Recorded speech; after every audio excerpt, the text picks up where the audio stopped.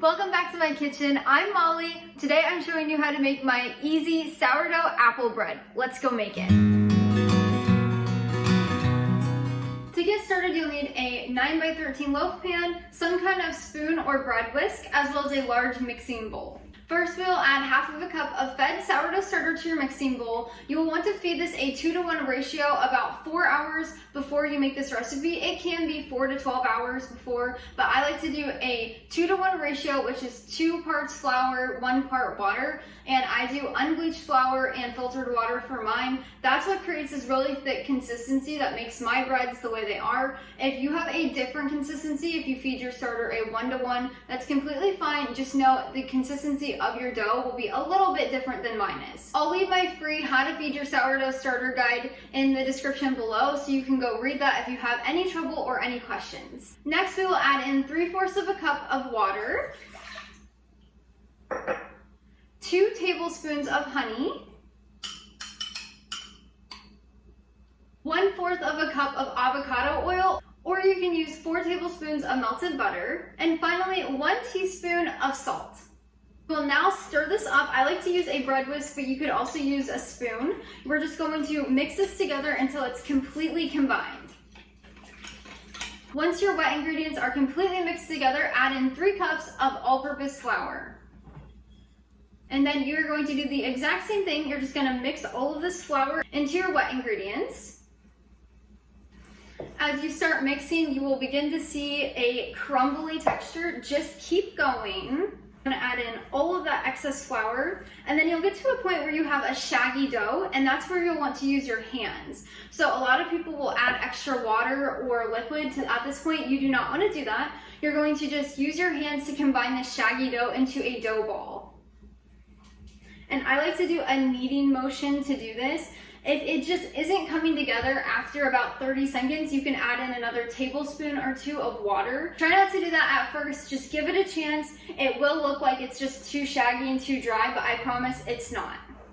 If you do have to add in that little 1 tablespoon or 2 tablespoons of extra water, there's nothing wrong with your dough. Your starter might just be a little less hydrated than mine, which creates a different consistency. Once your dough is basically in a dough ball, dump it out onto your counter. For this step, you do not need to add any extra flour. That would probably make it a little too dry, so I recommend just using no flour on your workspace to knead this dough. And we are going to now knead it for 5 minutes. You can use an electric mixer with a dough hook if you choose, or you can do it by hand.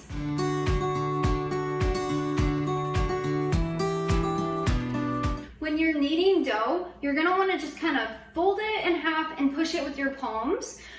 You'll just keep doing this for 5 minutes, and it looks something like this. So you're just gonna fold and push, and your dough will not be sticking on your countertop, or I should say it should not be sticking on your countertop, so that's why you don't need any extra flour. Once you've finished kneading your dough for 5 minutes, place it back in the mixing bowl. It does not have to be completely clean. You can add a little avocado oil around it if you would like, but that is not necessary. And then you're going to use a lid or a kitchen towel that has been dampened. You do not want to ever put a dry towel on your dough. The dough will dry out, so make sure it's a wet towel that's been wrung out. I like to use this Pyrex mixing bowl that has a lid. It makes it so much easier. You can also use saran wrap or a beeswax wrap on top of it, but what you're gonna wanna do is you'll put your lid on, but not all the way. So I like to clip down 2 sides, and that's it. I leave the other 2 open so it has room to ferment and grow and all the air to get in and out, but not enough that it makes it hard. So this is my favorite way of doing it. Just putting your lid on, but only on 2 sides. The other 2 are completely open. Now we are going to let this bulk ferment for about 12 hours. If your house is cold, so anything less than 70 degrees, you're gonna wanna put it in a warm place, like your oven turned off, your microwave turned off, your pantry, somewhere where it's not in the draft of the air. Otherwise, you can leave it out on the countertop if it's more than 70 degrees in your home. During this time, your dough is going to double in size and you'll see active air bubbles. If you do not see that, your dough is probably cold or your sourdough starter isn't strong enough.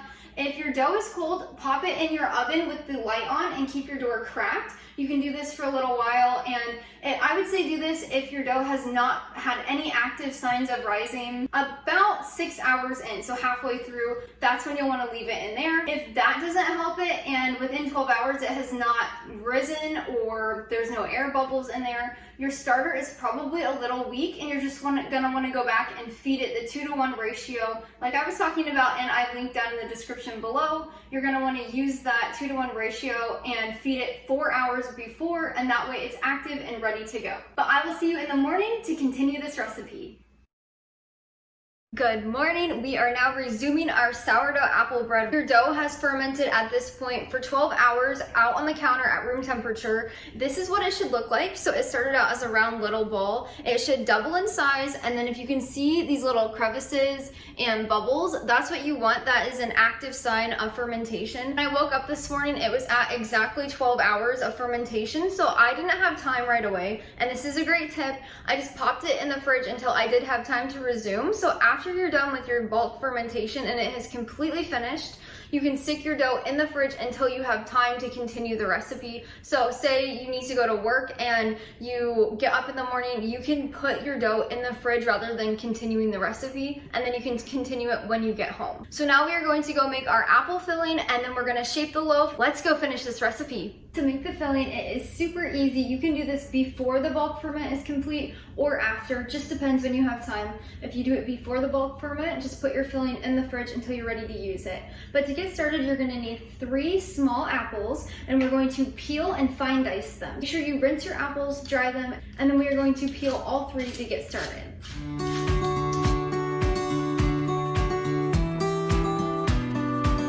Now we are going to fine dice these, so you're going to core them and then we're going to dice them up into small chunks. My favorite way to core them is using your knife on all sides of the core to make a square and then trimming down.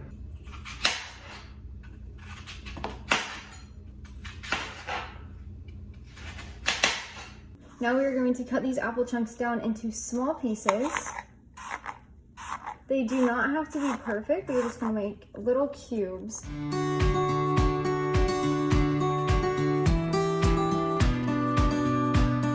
So I like to just run my knife through each big slice, and then I'll run it through it again to make them smaller. Now we are going to add the apple chunks into a mixing bowl, along with 1/4 teaspoon of salt, 2½ teaspoons of ground cinnamon, 1/3 cup lightly packed with light brown sugar, and finally 3 tablespoons of all-purpose flour. We'll now stir these ingredients together just as they're combined. You want the apples to be completely coated. Now that our dough is done bulk fermenting and we have our apple filling ready, you're going to remove your dough from its bowl and place it on the counter. You do not need any flour. And now we will stretch out our dough with our hands to an 8 by 10 inch rectangle. If you put your dough in the fridge, it might have a little bit of a resistance to stretch out, but it's going to be just fine.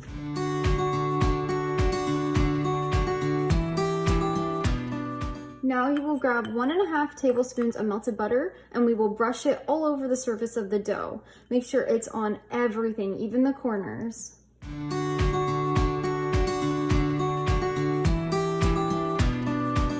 Next we will add in our apple mixture. So you're just going to add it all over your dough. Make sure you get your apples all the way to the edges, because if you don't, then when you roll it, the first few slices won't have very many. So if you need to redo where they're placed, you can at the end or during.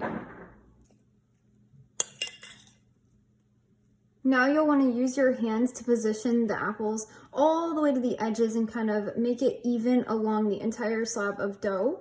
If you don't put apples on the edges, your first few cuts into your loaf won't have very many, so that's why you want to make sure they're all along the edges especially. After you get everything positioned, we will also start pushing them down with our hands so that when we roll it, the apples don't fall out and all over your countertop. Go ahead and press the apples down into the dough. Now you'll grab a prepared loaf band. You can either use parchment paper or you can do a coating of butter and then flour, dump the excess out, and then that prevents it from sticking. That's what I did. So what you'll do now is you're going to take the shorter side, the 8-inch side of the loaf, and we're going to begin rolling it. Now, when you roll this loaf, you want to make sure it's rolled very tightly. Otherwise, when you cut into your loaf after it's baked, you'll end up having loose rolls and you never want that. So roll it very tight. And if you see a spot that does have the apples coming out, just kind of pinch it together to seal it. I'm going to kind of push it in, pinch it, that way it doesn't come undone, and then we'll actually place the seam side down in the pan. Now, if you end up having holes that you couldn't patch on the top, that's completely fine. You can just leave it like that. It happens to everyone, especially I rolled the dough a little thin, so that's what happened here in some places. Place this seam side down into the loaf pan. Now we will cover it with a towel and let it rise for 2 to 3 hours on the counter at room temperature. Once your dough has risen for 2 to 3 hours, it should have doubled in size, or at least looks puffy. We are now going to preheat the oven to 375 degrees. You will now bake this bread for 50 minutes in your preheated oven at 375 degrees.